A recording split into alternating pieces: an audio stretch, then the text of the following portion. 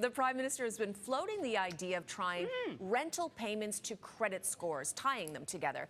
And we're starting to get an idea of what that could look like, Chris. Yeah, so Equifax Canada is now exploring the possibilities around how rent could be tied to your credit rating as a way to sort of open up the possibilities to more people.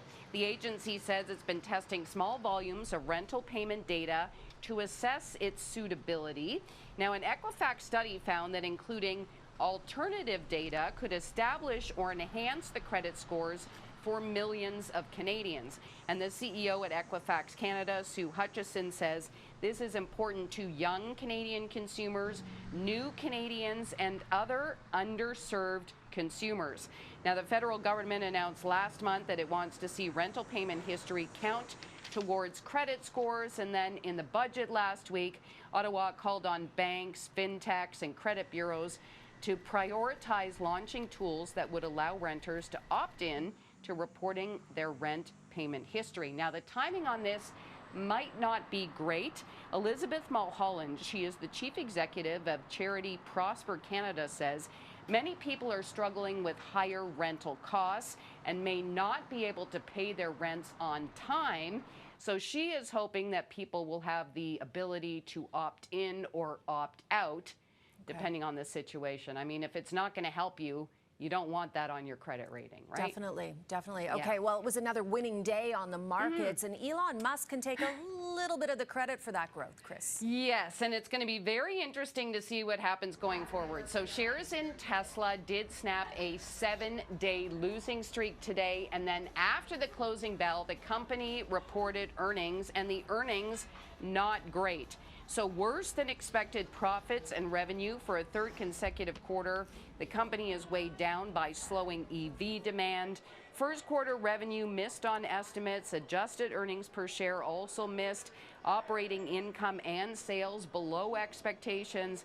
The company, though, is committed to a more affordable model, and it plans to accelerate the launch of those while also remaining committed to cost reductions company-wide. So we are seeing shares in Tesla moving higher in after-hours trade.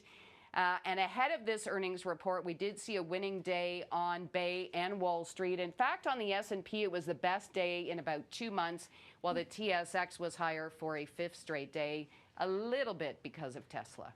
Now, I know this is going to be your favorite story that we're going to discuss. You're our in-house Star Wars enthusiast, so this story is right up your alley. Tell us what's going on. All right, so The Mandalorian is coming to the big screen, and we only have to wait a little over 2 years.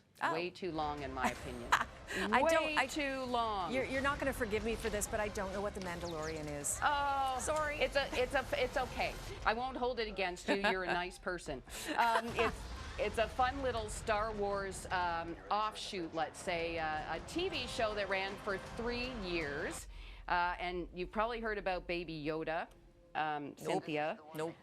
I know old Yoda, but not Baby Yoda. Okay, well, this is well, we don't really know, but you see him there. That's Baby Yoda. Got it. So The Mandalorian and Grogu, as he is known, coming to movie theaters May 22nd, 2026. It will be directed by Jon Favreau, the creator and executive producer of the Mandalorian TV series. So 3 seasons of The Mandalorian now moving to movie screens. This show reportedly very expensive to make, so that's probably why they're flipping it to the movie format.